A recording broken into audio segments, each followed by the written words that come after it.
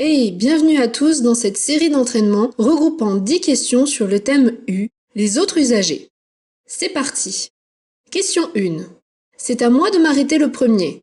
Oui, réponse A. Non, réponse B. Je facilite le passage. Oui, réponse C. Non, réponse D.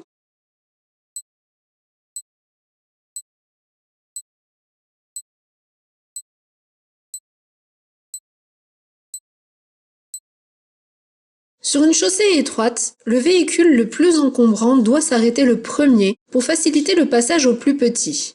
Malgré cette règle, il est évident que dans cette situation, le croisement est impossible. L'accotement, à gauche, est étroit et dispose d'un fossé. Le tracteur ne va pas prendre le risque de renverser sa remorque. Je vais donc monter un peu sur mon accotement à droite, qui a l'air stable, ainsi le tracteur pourra plus facilement s'engager. Réponse B et C. Question 2. Les angles morts des véhicules lourds sont importants. Oui, réponse A. Non, réponse B. Je suis dans l'angle mort du poids lourd. Oui, réponse C. Non, réponse D.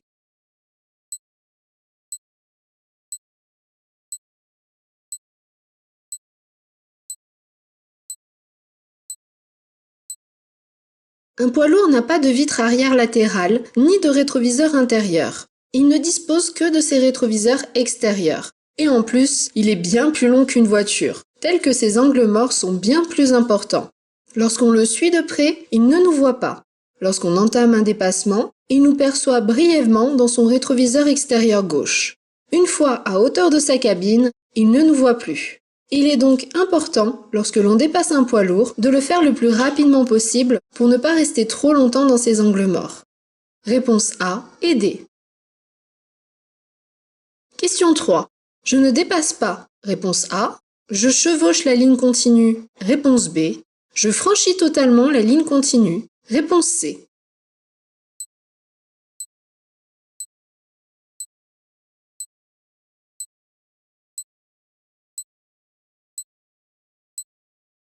Les cyclistes font partie des usagers dits fragiles. Chaque année, ils sont nombreux à mourir à cause du comportement des automobilistes. Si on se réfère au code de la route et à l'article R412-19, le chevauchement d'une ligne continue pour le dépassement d'un cycle est autorisé. Chevaucher veut dire que l'on met seulement 2 roues de l'autre côté de la ligne axiale, pas les 4, sinon cela s'appelle un franchissement.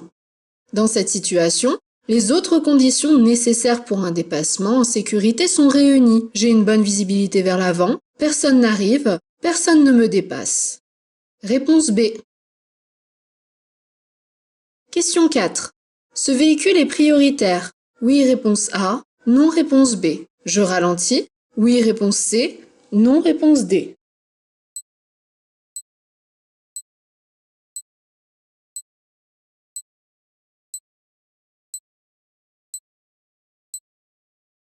Ce véhicule est un véhicule de service et non un véhicule prioritaire. Il n'a pas de gyrophare bleu allumé ni de sirène. Il doit respecter le code de la route comme nous. Cependant, vu sa position proche de la route, il est préférable de ralentir en attendant de croiser le regard du conducteur.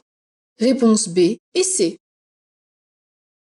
Question 5. Le véhicule rouge est correctement stationné. Oui, réponse A. Non, réponse B. Il représente un danger pour les piétons. Oui, réponse C. Non, réponse D.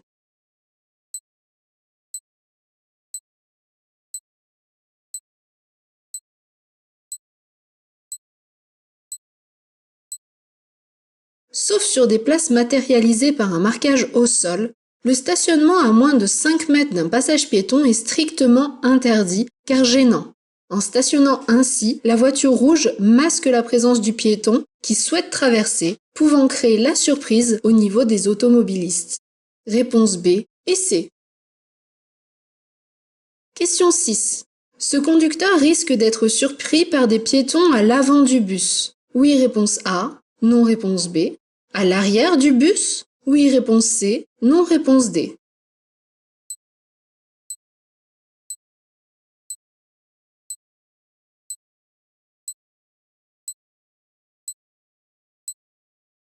À l'arrière du bus, la visibilité est excellente.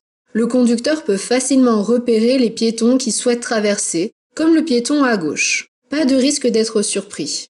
A contrario, il n'y a aucune visibilité sur l'avant du bus. Cette zone de danger potentiel pourrait bien nous masquer un piéton au risque de nous surprendre. Réponse A, aider. Question 7. Je maintiens l'allure, réponse A, ou je m'arrête, réponse B.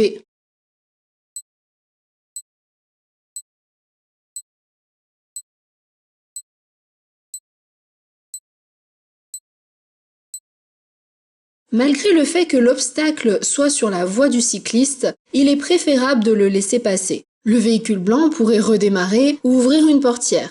Il crée un danger pour nous deux. Il est préférable de laisser le cycliste gérer la situation dangereuse dans un premier temps et nous nous engagerons par la suite. Réponse B. Question 8. Je ralentis. Oui, réponse A. Non, réponse B.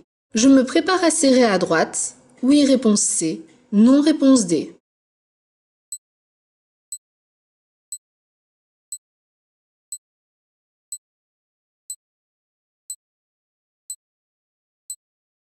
Je circule sur une route à double sens de circulation et sur les côtés se trouvent des accotements larges et stabilisés. Le véhicule jaune fait partie d'un convoi exceptionnel. C'est la voiture qui précède un poids lourd qui transporte un objet lourd et encombrant. Est-ce que je ralentis maintenant?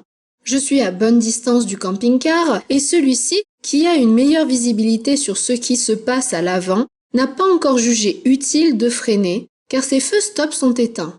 De plus, je suis suivi et je pourrais surprendre le conducteur en cas de ralentissement un peu trop anticipé. Je peux donc maintenir mon allure.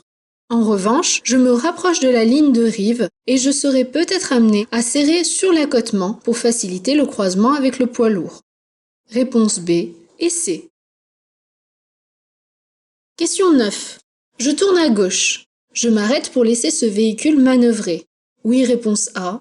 Non, réponse B.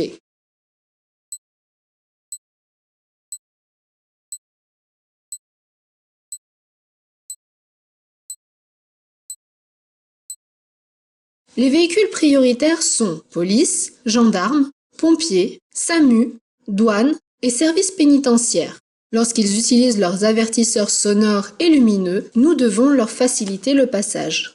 Les avertisseurs de ce véhicule ne sont pas allumés, il n'est donc pas en intervention. Cependant, ces feux de recul sont éclairés. Je ne peux pas croiser le regard du conducteur, je ne suis donc pas certain qu'il m'ait vu. Je m'arrête et je le laisse finir sa manœuvre. Réponse A. Question 10. Je surveille les rétroviseurs. Réponse A. Je maintiens mon allure. Réponse B. Je fais des appels de feu stop. Réponse C.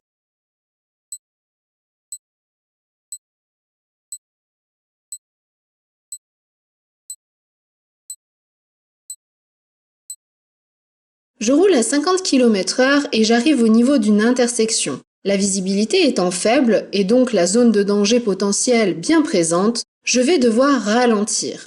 Avant d'agir, il faut que je vérifie de pouvoir le faire sans risque. Je contrôle donc mes rétroviseurs et je constate que le cyclomoteur derrière moi est assez proche. Afin d'éviter de le surprendre, je vais communiquer avec lui par le biais de mes feux stop en les faisant clignoter. Réponse A et C. Note ton résultat en commentaire, abonne-toi et à bientôt!